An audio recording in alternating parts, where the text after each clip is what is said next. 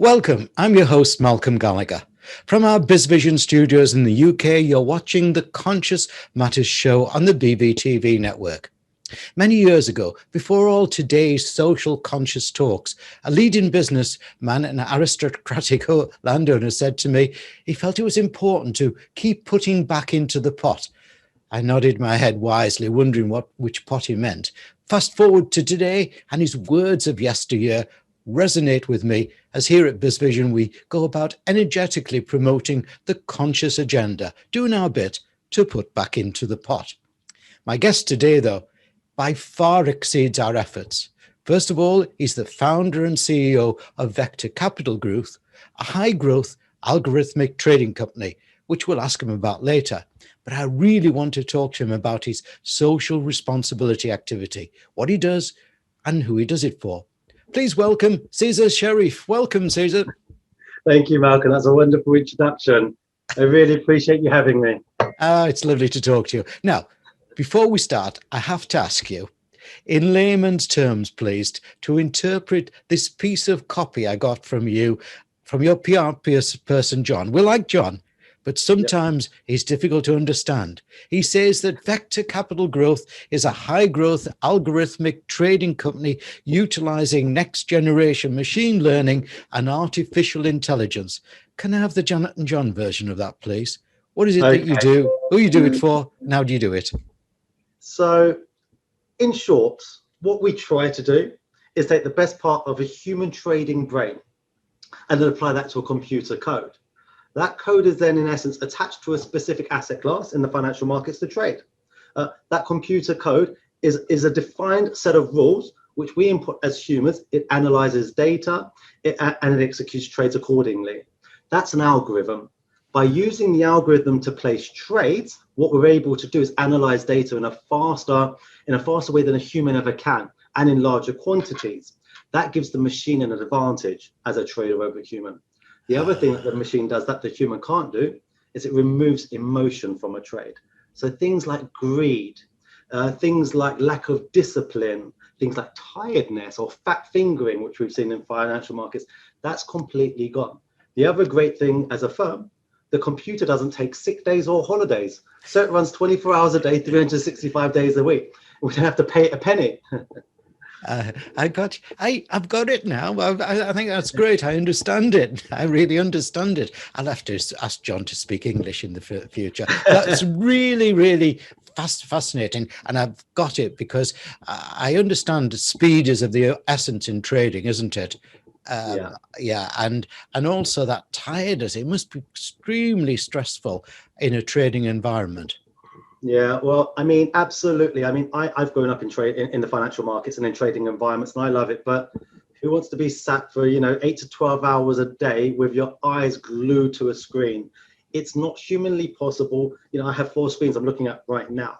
So, and that's probably a small number. You can have 12 screens. How do you get, as a human, the ability to look across them all and never miss an opportunity when the markets are moving so fast and 24 hours a day? It's impossible. So you have to adopt the machines. We're definitely seeing a shift in that direction. All the big banks have been doing it for the last 30 years. The likes of Goldman Sachs to UBS, they've fired, trading floors of 600 traders have gone overnight and been replaced by 4 computer software engineers. Those guys aren't doing the trading. They're babysitting the machine. The machine are the brains now. Yeah. And I suppose in a way, now I understand what you're doing. It's exciting because I'm suddenly realizing all those things like the rogue trader will disappear, won't they? Yeah, absolutely. So the algo is only good as a human input, absolutely. But like I say, the human now is just babysitting the algo. So of course these things can still fail. It's a computer program. I think all of us at some point have had a virus on our computer. The code can break down, but as long as there are people monitoring and updating, you're well risk managed. Absolutely. So yeah, the likes of the rogue traders have disappeared. Absolutely. Oh, wow. Now, so how do you intend to raise the new standard in trading financial markets? I understand a bit more, but raising this new standard, and why is it needed? Yeah, absolutely. So, I mean, look, from my point of view, algos have been around for the last few decades, within financial services. Generally, these have been closely guarded secrets by the big banks and the hedge funds. These things, technology was always expensive. The road to entry was expensive, but if you had an algo, people like myself, the average Joe on the street, would never even had an opportunity to even put a penny into these things. What we're seeing now is 40 to 60% of all banks' profits are generated through trading in the financial markets, in the forex market, and 80% of our lives now are managed by automation or algorithms running in the background. We just don't see it. My model has been that we've adopted those same technologies that I learned from my institutional days. We've put it now within the mainstream. What we want to do is knock down that barrier and break down that wall and let every person on the street participate in the products that were closely guarded by the elite. That's how we're redefining the market now. I like that. I want to talk to you about that thorny subject, Brexit, I'm just about to record my 120th podcast about. I've just read some survey that's saying that the most affected sector after Brexit will be the financial markets. Do you think that Brexit will affect the financial markets in both the short and the longer term? After all, London is proud of being a financial centre, but for the future, will such centres be needed when, with the technology you're talking about, anyone can trade from anywhere at any time, can't they? Can you see 24-hour trading? Yeah, I mean, look, it happens already. 24-hour trading has been going on since the beginning of time. We trade 24 hours a day as it stands. We go through different sessions, European sessions, US sessions, Asia sessions. The European session is the largest traded market in the world.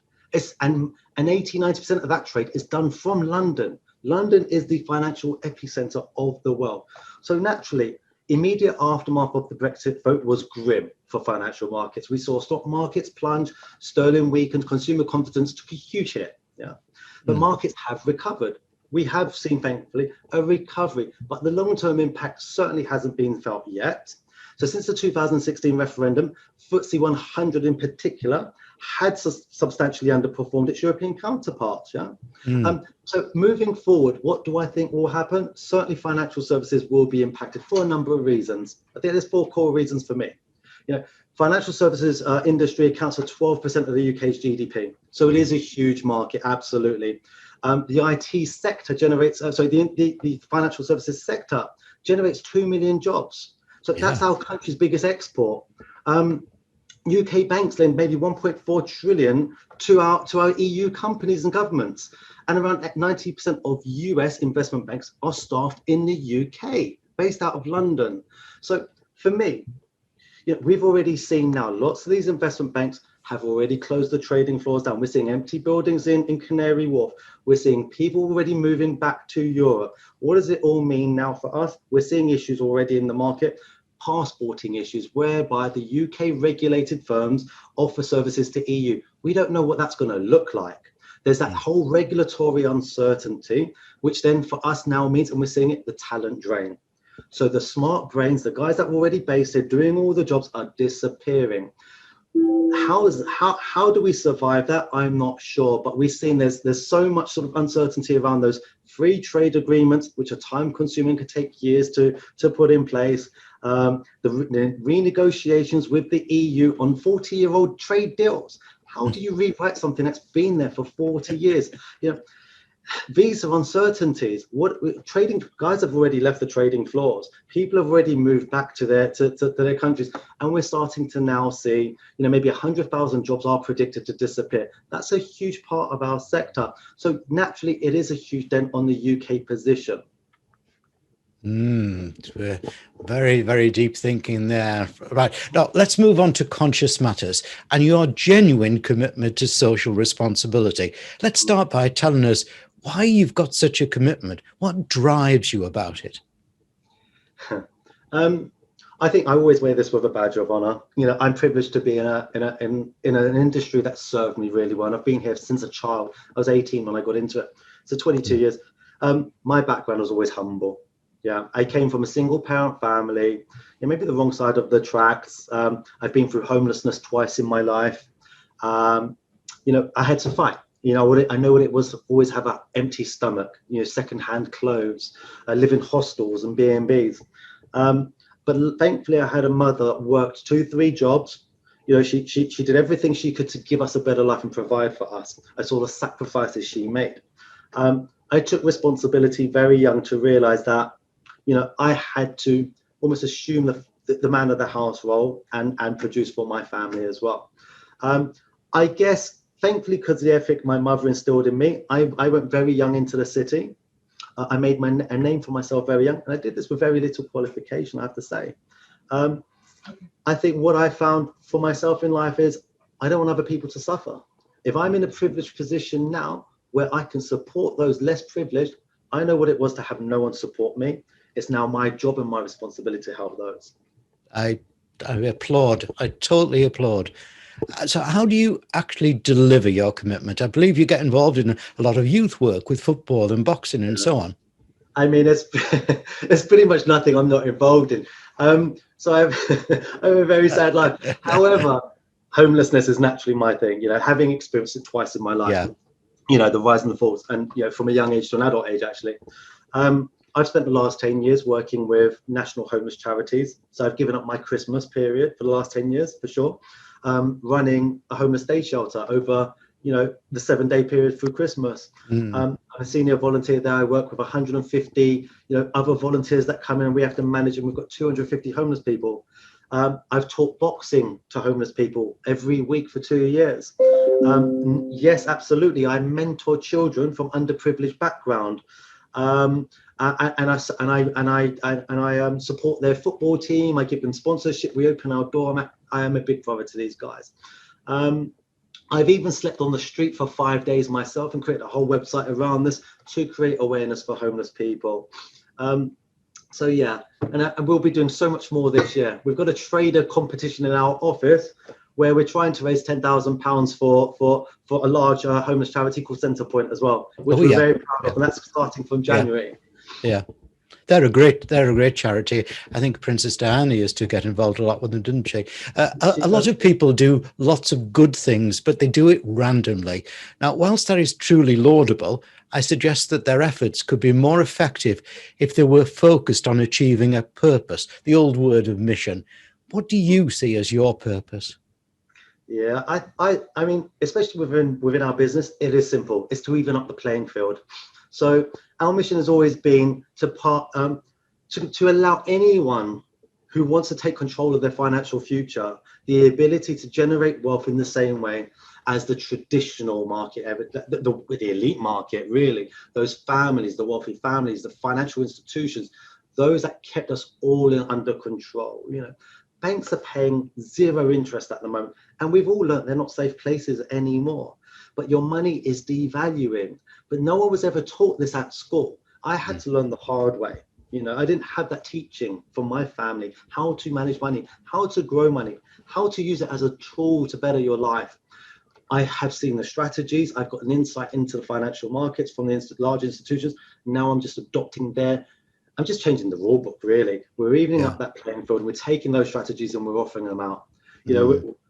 We're just messing up the system a little bit. I wish I'd been able to learn finance when I was at school instead of Latin.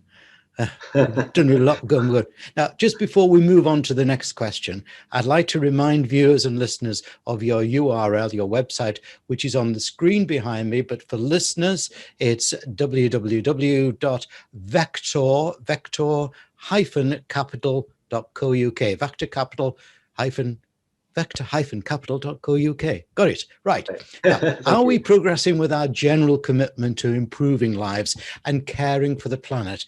Or do you think it's all just a trend? I mean, are we becoming authentic about it? I personally think we are, because of the next generation that's now growing up caring about the planet. What's your thoughts? I'm on the fence, if I'm honest. I mean, I think issues are definitely easier for us to become aware of. If we look at the way the world is connected now, the world is without doubt connected instantly. News travels instantly. I can find out what's going on in Pakistan, in China, in Zimbabwe at a click of a button. Take me back to my youth. I had no idea about that because I didn't have a mobile phone. I didn't have the internet. So I had the news reporting for a very small part of the day, and it's generally targeted news. But what I'd also believe we live in is a culture now where what's hot today is forgotten about tomorrow. And I think social media is a great example of this, especially within the young.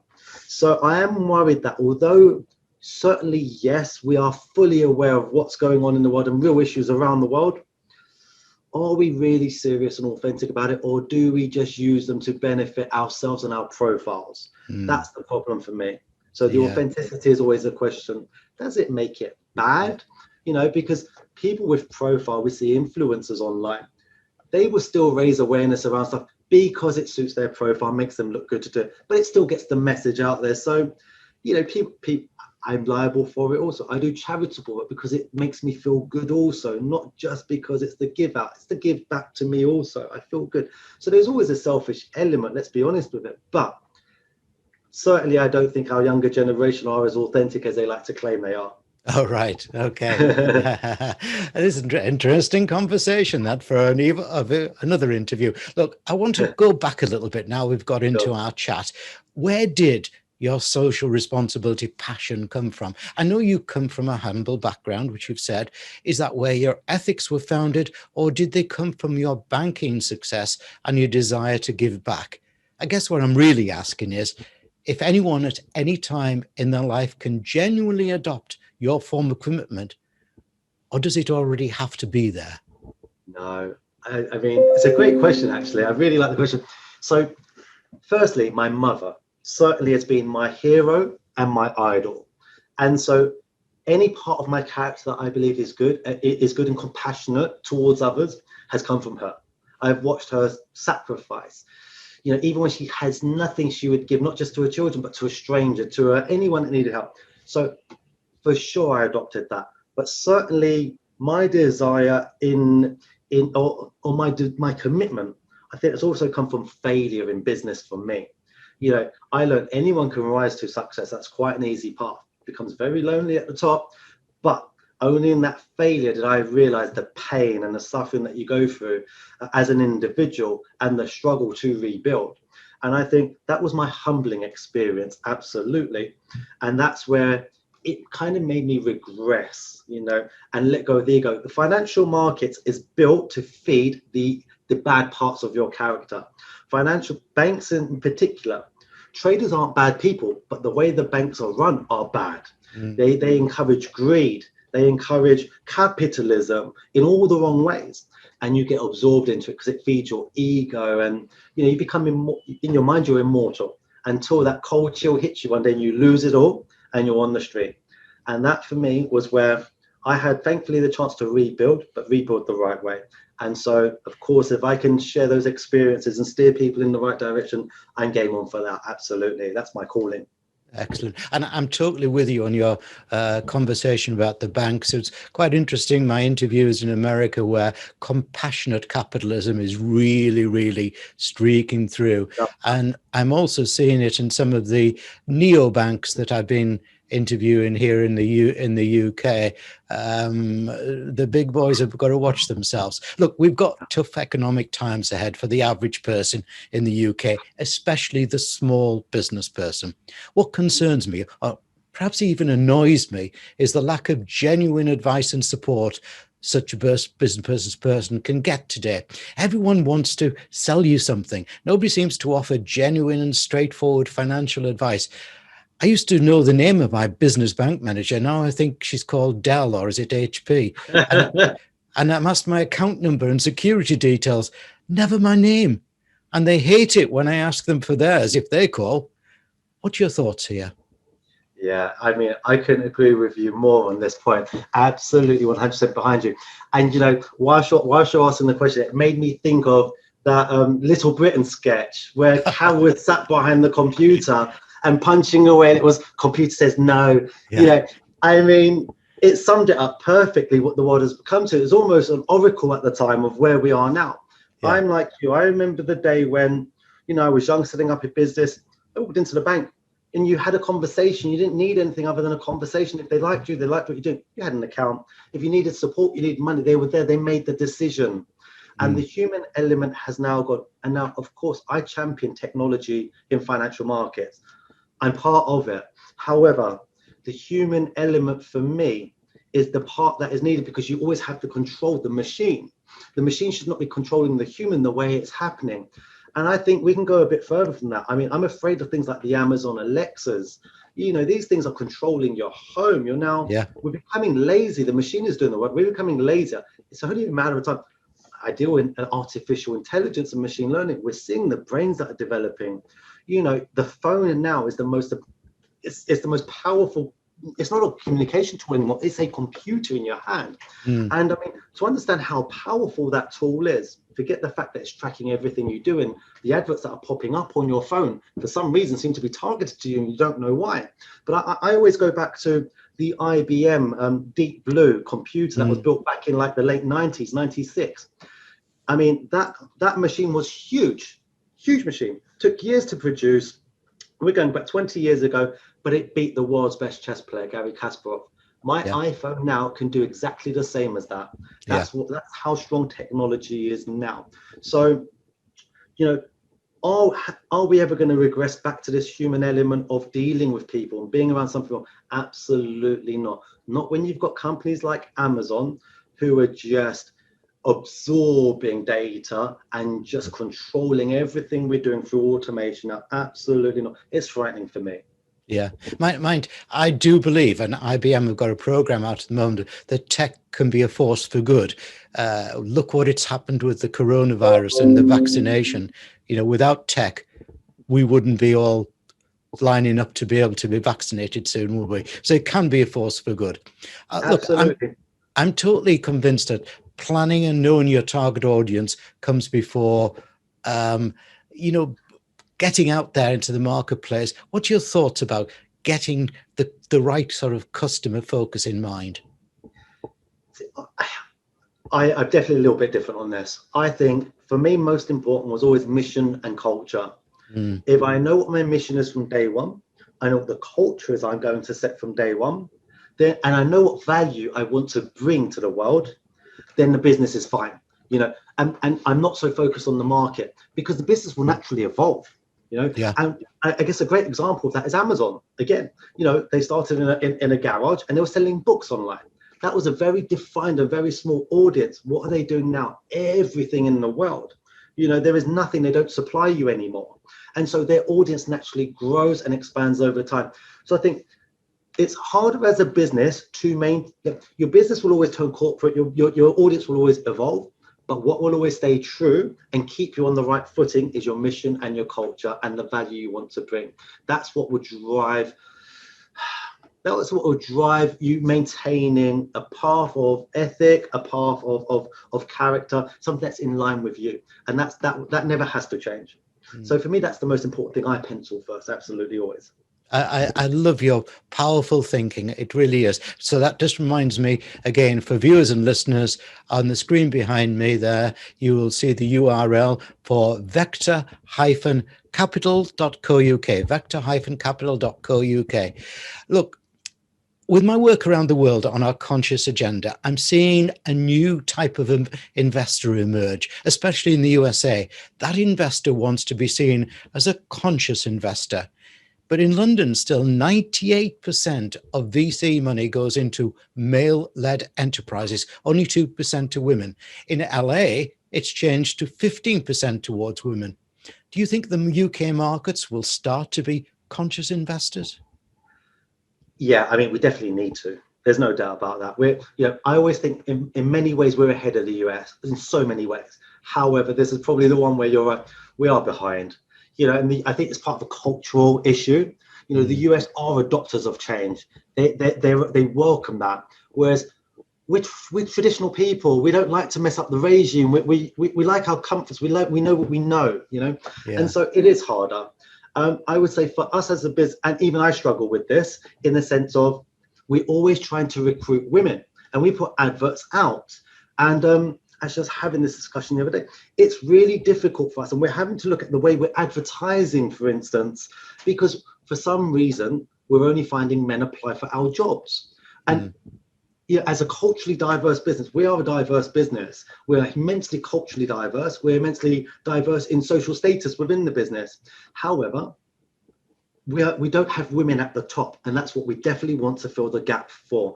I think it is so important now moving forward, especially as a business where our clients are equally women to men, equal women to men. We're 50-50 for sure. It's definitely something the UK needs to focus on. We already know statistically a culturally diverse business, a sexually diverse business, especially from top down, is 18% more productive. You know, and I appreciate that, and I know that because that's my background. Yes. Yeah. Spot on. Sezer, I'd like to give all my guests 3 wishes. If I was to give you those 3 wishes for how the financial markets should evolve to embrace the conscious agenda, but fast, what would your 3 wishes be? Yeah, I mean, clearly, number one, back of what we just said, top down led. Companies need to diversify the board. It's the only way to change culture quickly and feed it into the business.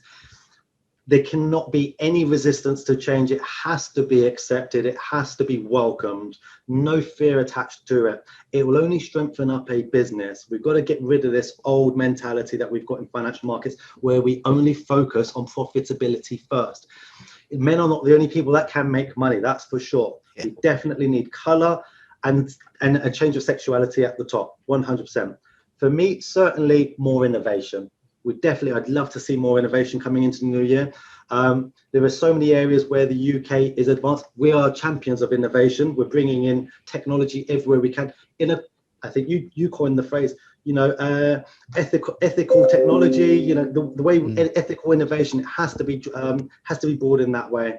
And I think, I guess utilizing technology for the better is for me a brilliant thing. We're seeing it in the renewable markets as well. So we're starting to look a lot more at the energy markets, but we're only seeing the old products like the natural gases and the power. We've got to find a shift away from that. We need to look more into renewable space. Brilliant. Sezer Sherif, I tell you what, you're an inspiring person. I've really enjoyed meeting you. Thank you very much for a great interview. Thank you very much, Malcolm, for having me. It's been very much appreciated. Take care now.